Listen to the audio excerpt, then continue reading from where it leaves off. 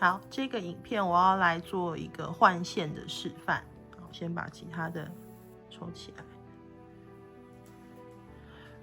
换线这边的换线，我们不是单针的换，我们大概就是一整层，因为我觉得，因为它是这个形状，它是一个有点像锯齿状的包型。好，这个纹路，我觉得换一条线，就是中间有掺一条或是2条的条纹会非常好看。所以呢，我们如果是实体教学的那一次，我们是有的人有订双色线。那双色线的话，我们就用这个影片来教大家怎么换线。换线跟刚刚接线说可以接线换色的那个其实是很像的。然后不过我们接完以后，我们不去做断线，因为我们这个我这边是做一个蓝色的嘛，浅蓝色的这个线，我们还要我想要设计成就是我中间勾2层白色的，然后再换回浅蓝色的，然后再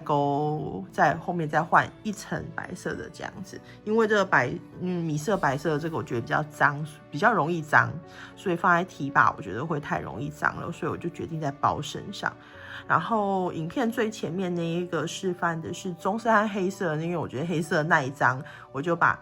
身上只有一个条纹，把剩下的线，黑色的线我是用在那个最上面提把的部分。所以这些都是完全看个人的喜好，你想要怎么做啊？然后我这个白色我想要加1条粗的1条细的在我的包身上，所以这个蓝色的主线我们就不去做断线。那这个时候怎么样把白色的放进来呢？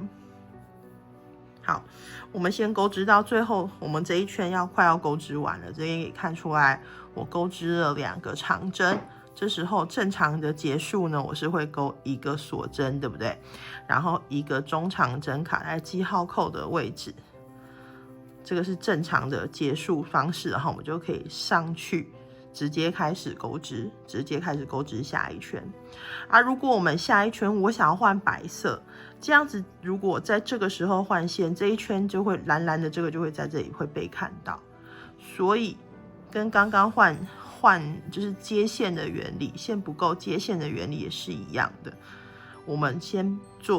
把最后一个步骤再做一个换线，不要把它做完了以后再换线。就是这一个中长针我进去了，下一步就是我们中长针的最后一步，就是绕线，然后3个山洞一起过出来嘛。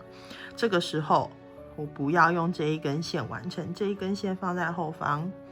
然后拿出我要换色的这一个线，我这个是米色的线，留一个线段，方便可以做收，就是最后可以做长线的动作，不要留太短。然后套上，然后用这个可以拉紧一点，然后用这个线去完成它最后一步。好，接下来呢，这时候后面就有蓝色这个主线，我们可以稍微收一下，但是不用特别去拉紧。白色的这个线头之后可以跟刚刚长线一样，我们可以跟着它做钩织，其实不会散开。好，这个时候呢，我们就用白色的继续做下一圈的钩织，这样就已经换成功了。好，1、2、3，你看这样整圈出来都是白色的，就并不会看到蓝色。好，然后长针，然后后面都一模一样，后面全部都依照这样的方式一模一样去做钩织。然后这条蓝色的线就一直先放在后面，先不要去管它，因为我们最后还要换回来，所以我不建议说把它剪掉，因为剪掉又多一个线头要去收，我们就不需要去收它。好，如果没有看清楚的朋友，可以再回去倒回影片在那个地方，然后再看一次。然后我接下来会把示范我们这一圈钩完了以后，如果还要下一圈也是白色的时候要怎么做。